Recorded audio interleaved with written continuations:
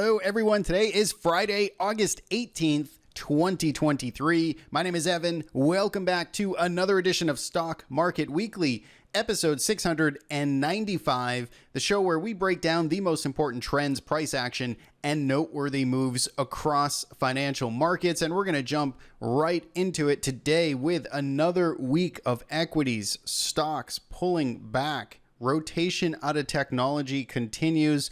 That has been the leadership group this year, and we continue to see technology sort of suffer losses, see the mega cap trades, broadly speaking, trading lower. Meanwhile, we've got the dollar pushing to 9-month highs as yields continue to spike, going out 10-year treasury yield 4.25 into the weekend here. This trade, this positioning, this rotation continues here. We've talked about treasury yields every single week now for quite some time about really putting pressure on this market. Seems to be relentless at this point, but it's getting maybe a little bit long in the tooth. We're going to look at some charts a little bit later. We've got lots of news, headline stories out of China here. The meltdown over there is picking up steam fast. You know, China, when you look at some of the equities, the ETFs, you know, just 3 weeks ago, we were, on the verge of sort of breaking out, and how quickly that has changed as we are in sort of full-on meltdown mode here in contagion risk. As folks start to look a little bit closer at what's going on over there. We're going to talk about that a little bit later. And then we had crypto liquidations. It's been a long time, man. Crypto has been trading in very sort of calm, orderly ranges for quite an extended period of time. And of course, we know volatility compression leads to expansion. We got that with a big spike down, handful of catalysts contributing to it over the last 24 hours. But we are finally seeing a little bit of a washout there. They're still up. If I'm looking at Bitcoin and Ethereum basically exclusively, I'm not really looking at anything else. But most of those those two are still up very nicely in 2023, but certainly getting that volatility. So lots to talk about today. Stick around and we're going to get right into it. All right, here we go. We've got TC2000 open for you TC2000 users. We've got a lot of cool things built for this platform, so be sure to check out traderisk.com. Check out the Warden TC2000 section, scans, indicators, layouts, all the things that you need to supercharge your trading. Let's get into the numbers here. If we look on the 1 week returns here, you can see firmly in the red right across the board. Dow Jones, S&P, Nasdaq, Russell, all down 2 to 3%. No one really spared this week. Even the Dow Jones, which was holding up much better than the rest. I mean, it still is on a relative 1 month basis. The Dow Jones is still the best house in the neighborhood, but it was certainly saw some selling pressure this week as well, and kind of giving up some of those short-term, intermediate-term technical levels as everything basically closed down about 2 to 3%. Nasdaq vol, S&P vol, both up this week. Nasdaq vol 22.13. VIX closed at 17.42. So still struggling to push up or accelerate beyond, say, 20, but it's still obviously much higher than we've seen in this last couple of weeks than we have for the last 3 months. So 17.42, up from almost 15, just under 15 last week. If we take a look at the daily or the weekly performance here, these line charts, you can see this was the sentiment here, right? This was what the action looked like across equities. Just started in the upper left of trading on Monday and basically all the way down and trending to the lower right. Now, if we take a look at sectors here, no sector spared this week. Every sector in the red. Technology was at the top here, XLK 1.15%, but it was hit the hardest coming into this week. In fact, you can see the 1 month returns down 6.38%. That is the biggest loser here in terms of sectors. Still down again this week, but relatively trying to claw back. A lot of that on Friday was trying to bounce back here to sort of save itself a little bit. Energy down 1.25%. Notice on the 1 month returns, the only sector that's in the green, and green by a pretty good margin there. And then followed by healthcare down 1.55%. On the downside, consumer discretionary, real estate, communication services down 3 to 4%. 5% and underperforming the pack. Now, if we take a look here at our smart trend filters, it's a custom indicator we've got built for TC2000 users and for TradingView users. You can find it on our website. You can see that we are getting a lot more of these red dots printed here. Basically, as you could probably surmise, red is bad, green is good, yellow kind of in between, indecision type of trend. And you can see technology now for pretty much the 15th day, right? So it continues to show some red signals printing, communication services starting to roll over, discretionary rolling over, real estate rolling over, industrials, materials. You kind of see the picture here. Lots of weakness on at least a daily time frame. That's what we're looking at here. Energy is the only thing, in fact, that isn't printing a sell signal right now on this daily time frame. Time frames matter, right? Fractal markets are fractal. If you're looking at longer term weekly charts, monthly charts, right, there's a totally different picture. So you do have to know your time frame, but this is a daily outlook. Now, if we take a look at breadth here, so this is something we talked about last week, again,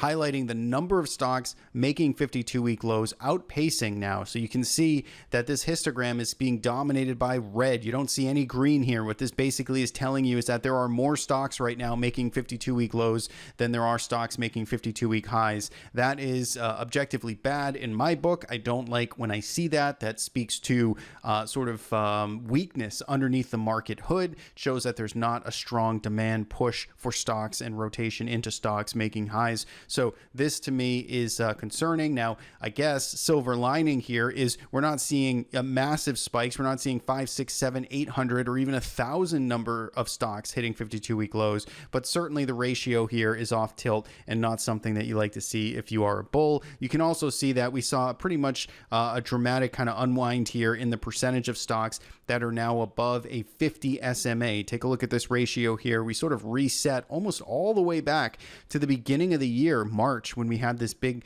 kind of drawdown in markets in March. I'm looking at the NYSE, of course, but you can see a big reset from about 76% of stocks above 50 SMA back at the end of July to now only 26%. So you're seeing that, certainly take place. Now, if we take a look at IBD's top 10 list, there was some rotation here. So shout out to IBD. They do sponsor the show. They make the show possible. So you can support the show, support IBD with a link in the description of this video. We're looking at their digital subscription. So this is the classic IBD 50. I'm looking at the top 10 names on their list.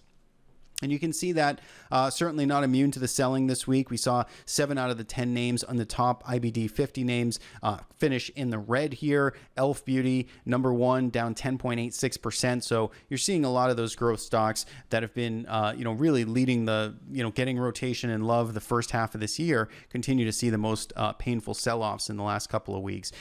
If you look at some of the new names on the list, we got ANET down here, Arista Networks. This is actually a name that we own here. So this is a name I'm long. EME, and DFH. These are all new to the list here that I'm seeing creep up this week. So shout out to IBD. Get that link in the description. Get access to their digital subscription.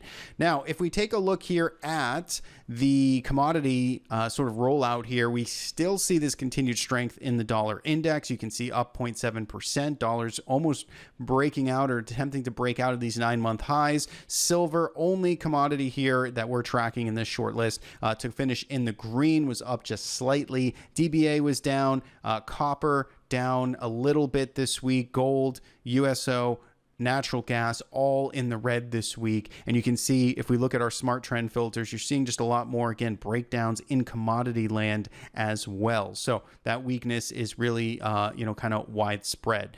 Now, the culprit, as we could announce at least one of them being interest rates, yields, right? This goes hand in hand with the dollar, but basically back up to the 1-year highs, so to speak. We got a lot of challenges here. The 10-year yield basically got back up to where it was in October of 2022. Now, one silver lining, you might say, or this is the risk.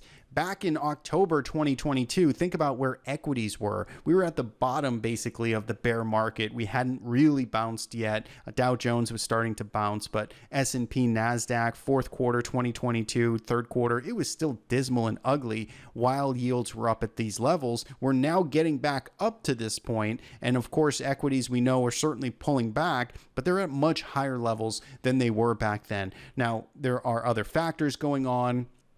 Inflation's a different story. The consumer's in a different spot. So it's not the only factor that we're looking at, but certainly a meaningful one right now. And yields continue to put pressure on this market. All right, let's get into some stocks here and let's look at markets. Let's clean this line up here.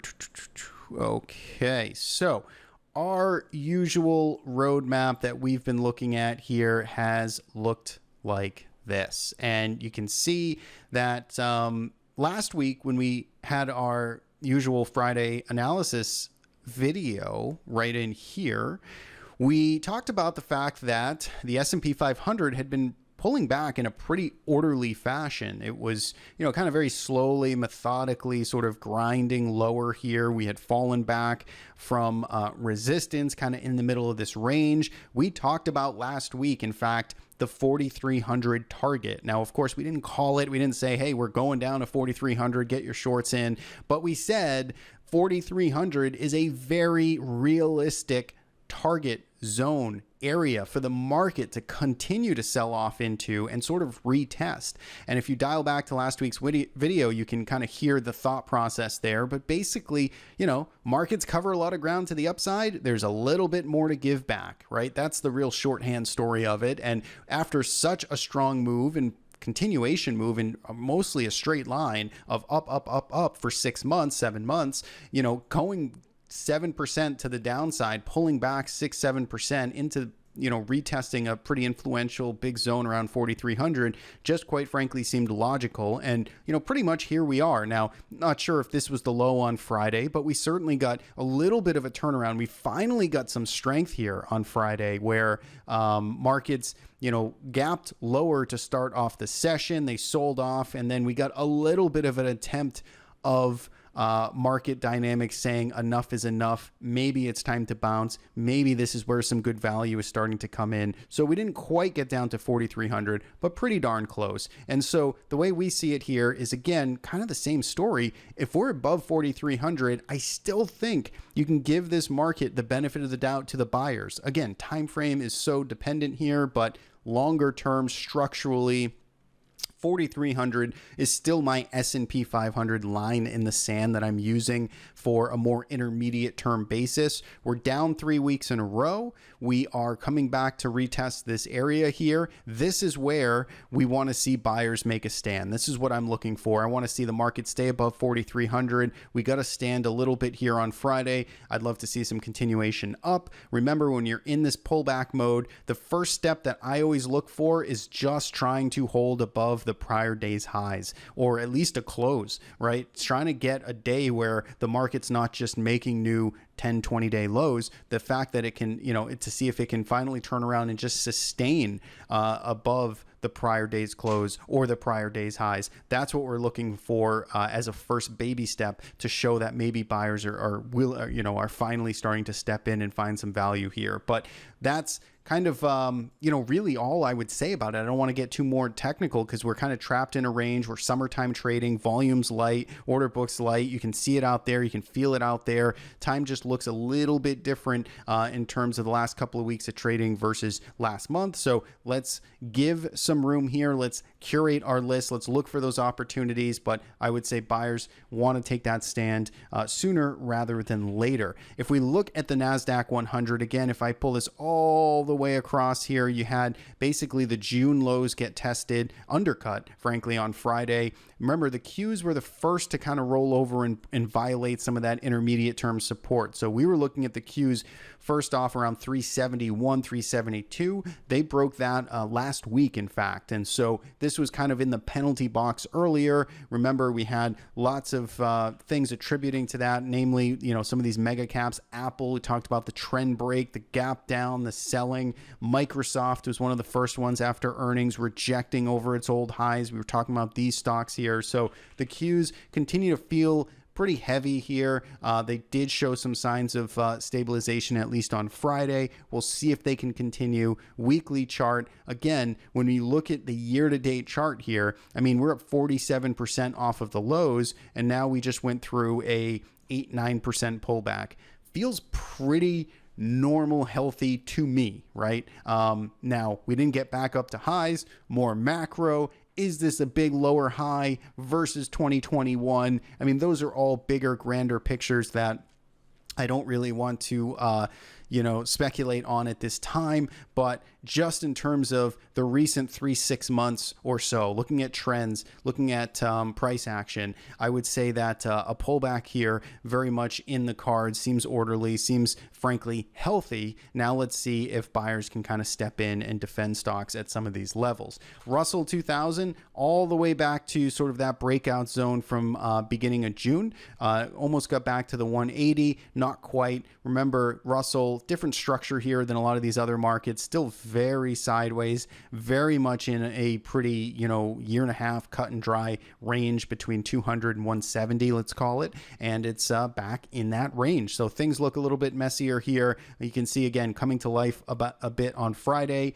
heavier volume, kind of a, gap down and push back up above Thursday's close. That was nice to see some strength come out of that Russell 2000. So that is really the big picture here. If you throw on Bollinger Bands on a lot of these things, I mean, again, you can see that we're undercutting, we're riding below. You can see that we're starting to gap down, starting to get pretty stretched in terms of some of the selling pressure we've seen, starting to get some bargains out there, and particularly in some of these other names. Let's run through a few of, actually, let's continue with some of the macro stuff. Let's look at gold for a second. Gold still similar to equities here. This just cannot find a bid. Quite oversold, quite stretched, just very methodical selling. It's below the June lows. I do have a position here in gold. I took Thursday.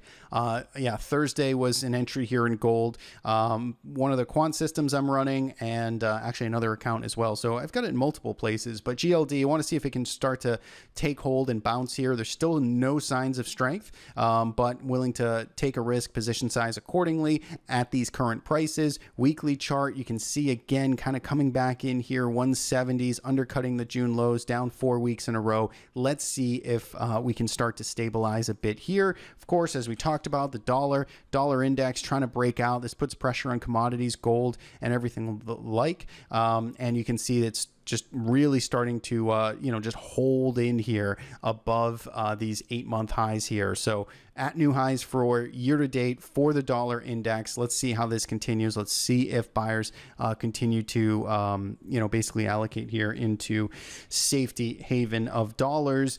What else? Oh yeah, China I wanted to talk about. So China here, I believe we talked about it on This Week right in here. This looked great this week right in here, 9% to the upside, starting to break out, resolve a range. That following week, you did not get any follow through. You got to pause. Maybe you give it to the benefit of the doubt. But certainly last week is when you're probably out of this trade and you're, not really playing for any type of breakout, which clearly has failed. And then, of course, this week you're getting just this extreme follow through in the other direction. So the pendulum has swung. China, FXI, KWEB, CQQ, whatever you want to chart and look at in terms of your ETFs here, you definitely are getting new multi-month lows here in this trade. So this clearly is a macro sort of hangover right now. And if we take it to some of the other mega cap names that we have really led this market higher for the first half of this year, Tesla, you can see, has basically gone bidless here.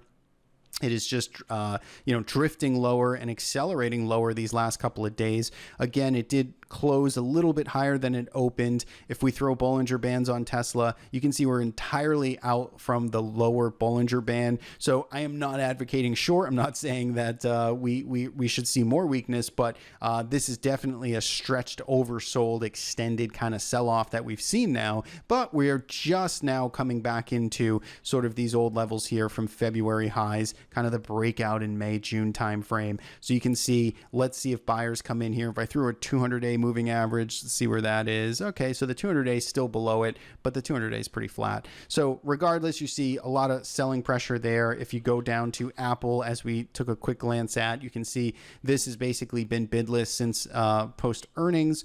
Microsoft, we already looked at. ARC here had that nice move up over the last couple of months, and now it's given 60% of it back. It's back to this $40 area here. You can go to a lot of the names underneath ARC. If you go to Shopify, for instance, I love this stock long term as a investment, but you got a risk management. You have to be able to endure some of these swings. It's a core holding of mine on the investing side, not a trading side. But you can see this is down 26% in the past month.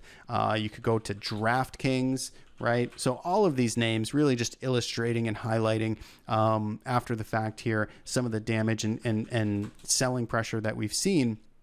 PayPal making new 52-week lows. So none of these are new stories. They're extended stories of just showing some of the rotation out, the selling pressure, and money moving and fleeing some of those growth names. So that, I think, is basically a coverage of what I wanted to talk about. I'll leave it on the industry and sector scans here. You can see mostly only negative kind of red breakdowns here, not too much on the positive side. It was just apparel stores, which again, credit to stocks in this sector here breaking out to new highs. Otherwise though, it's a sea of red across a handful of sectors. So that's what I've got. As always, I'd love to know your thoughts. What are you looking at this week? Are you ready to buy the dip? Are you stepping in here? Are you finding any bargains? Or similar to what we asked last week, do you think there's more pressure, more selling, more pain to come to finish out the month of August? Leave a comment below.